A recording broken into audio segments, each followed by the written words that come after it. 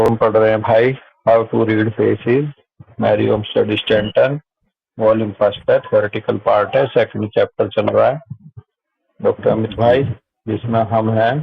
Second chapter का नाम है the basic principle of form और आज हम रहेंगे पेज नंबर 41 पे। जी 41 में कह रहे हैं और आज डेट हो गई है मान लो 18 तो इसमें मैरी ओमस्टेड स्टैंटन कह रही हैं ए स्फेरिकल और primitive form A spherical or primitive type form is exemplified in the ovoid shape of the physiognomy of Herbert Spencer, the creator, as it were of theories which possesses a universal application to the beginnings of life, as they are basilar or underlying. यह Herbert Spencer साहब का reference दे रही हैं। Mary ओमस्टेड कह रही है कि ये जो स्फेरिकल या प्रिमिटिव टाइप फॉर्म है, ओवॉइड गोलाकार शेप फिजियोग्नोमी की, अच्छा ये बल्कि हर्बर्ट स्पेंसर जो हैं वो उनकी फिजियोग्नोमी बता रही हैं ये कि वो ओवॉइड शेप और ये स्फेरिकल या प्रिमिटिव टाइप फॉर्म जो है वो एग्जाम्पलीफाइड की जा सकती है फिजियोग्नोमी ऑफ हर्बर्ट स्पेंसर की, जो कि क्रिएटर थे, as it were of theories which possesses of universal application to the beginning of life. Herbert Spencer ने जो है universal application of beginning of life पे जो थ्योरीज दी हैं, और उन्होंने ही क्यों दी है? क्योंकि उनकी फिजियोग्नोमी ऑफ हर्बर्ट स्पेंसर ही वो खुद भी उनकी ओवॉइड शेप ही थी। अगर उनका फेस देखोगे ऐसा भाव लग रहा है बातों से, as they are basilar और अंडरलाइन, जैसे कि वो एक बिल्कुल बेसिलर थी और अंडरलाइन थी। बेसिलर बोले तो आधारभूत, बिल्कुल बेस में। कह रहे हैं this rounding form is observed in the face, head and limbs of all the great creative artist. और मजे की बात यह है कि जितने भी क्रिएटिव आर्टिस्ट हैं, जो भी क्रिएट करते हैं नई चीज, उन सब की जो है देखोगे आप के राउंडिंग फॉर्म मिलती है उनके चेहरे की, उनके हेड की और उनके लिम्स की, जितने भी महान क्रिएटिव आर्टिस्ट रहे। For the ovoid is the most primitive type form and art forms and nature forms are nearly identical. Most primitive type form जो है, जो ओवॉइड है, जो गोलाकार अंडाकार है, या आर्ट फॉर्म है या नेचर फॉर्म है, ये लगभग एक जैसी होती हैं। While scientific forms such as the square, angle and cube belong to later and more developed shapes, जबकि जो साइंटिफिक फॉर्म्स हैं, चाहे वो इंसानों के रूप में हो, चाहे साइंटिफिक फॉर्म दूसरे रूप में हो, वो स्क्वायर मिलेंगी, एंगुलर मिलेंगी, एंगल होगा उनमें, क्यूब के रूप में मिलेंगी, to later and more developed shapes, और इनको ओवॉइड से ज्यादा डेवलप्ड शेप माना जाएगा। ठीक है जी, जो स्क्वायर, एंगल और क्यूब है ये ज्यादा डेवलप होगी ओवॉइड से या स्फेरिकल से। As seen in the mineral crystal after it is cold, जैसा कि आप देख सकते हो इनको मिनरल क्रिस्टल्स में जब वो ठंडे हो जाते हैं, वहां पे ये और आगे की डेवलप शेप मिलती है।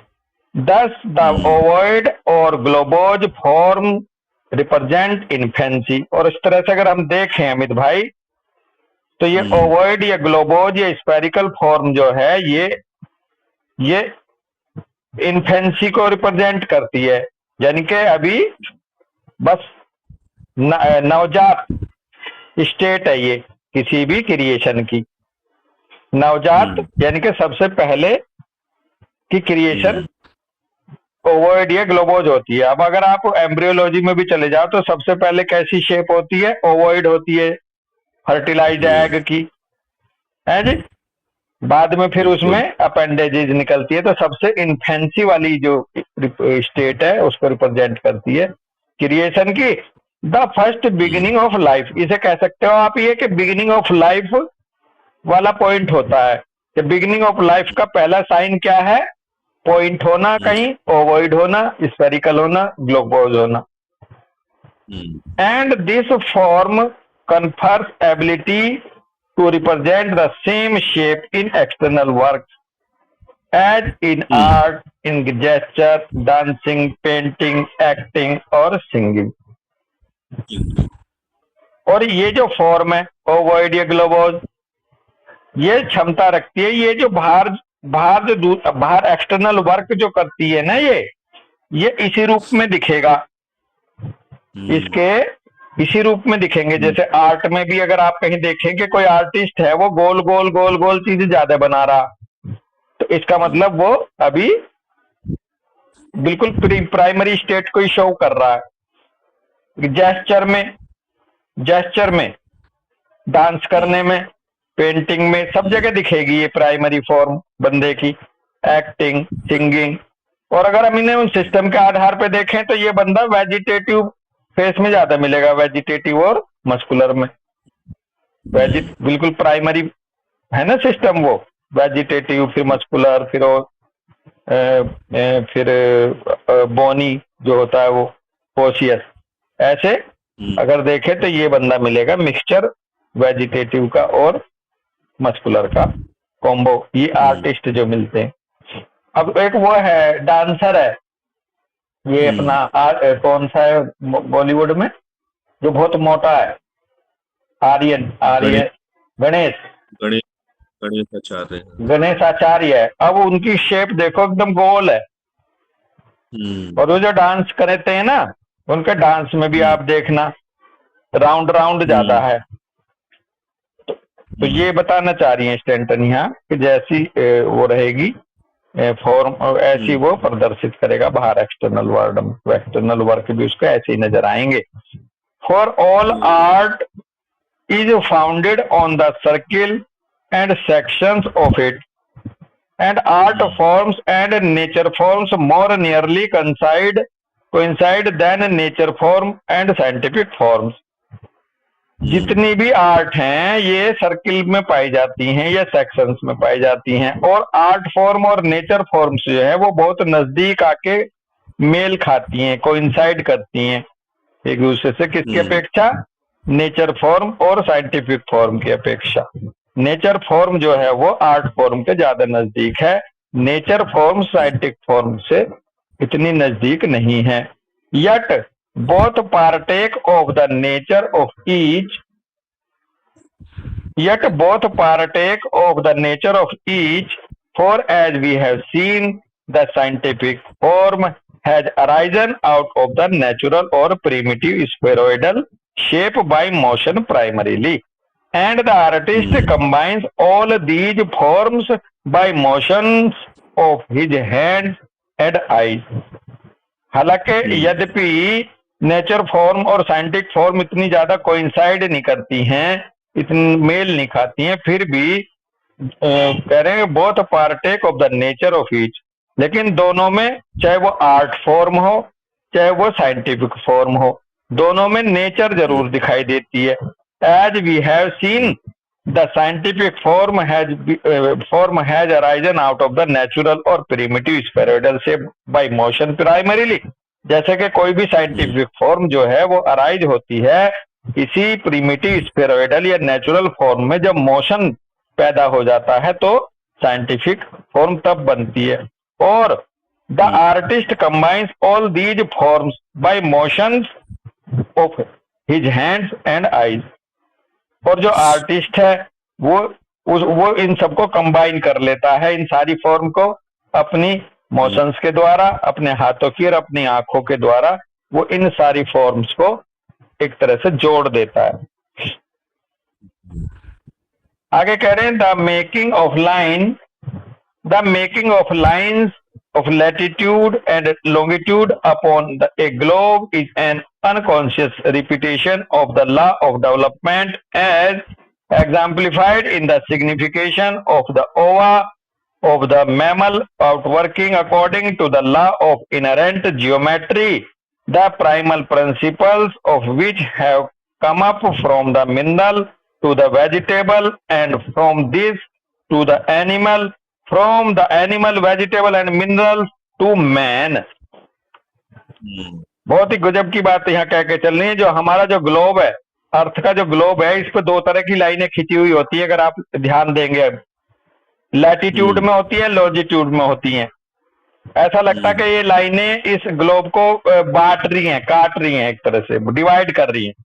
कह रहे हैं ये जो लाइन्स है लैटिट्यूड और लैटिट्यूड एंड लॉन्गिट्यूड वाली ग्लोब के ऊपर, ये अनकॉन्शियसली रिपीटिशन है of the law of development का ये अनकॉन्शियसली रिपीटिशन हो रहा है as exemplified in the segmentation of the ova of the mammal. और जैसे कि हम एग्जाम्पल के तौर पर देख सकते हैं, ओवा ऑफ द मैमल में जो सेगमेंटेशन होता है, डिवाइड होती है फर्टिलाइज एग, इस तरह से कुछ रिप्रेजेंट है रिपीटिशन का ग्लोब के ऊपर इन लाइनों का। Out working according to the law of inherent geometry, और वो इस इनहेरेंट ज्योमेट्री जो है का नियम जो है उसके ऊपर जो काम करता है, the primal principles of which have come up from the mineral to the vegetable and from this to the animal. और जो इसके प्राइमल प्रिंसिपल्स हैं ये आगे बढ़ता हुआ जाता है, मिनरल से तो पहुंचता है वेजिटेबल पे, और वेजिटेबल से फिर डेवलपमेंट इस तरह से बढ़ता आगे एनिमल में, और एनिमल से, वेजिटेबल से और मिनरल से होता हुआ ये पहुंचता है मैन में।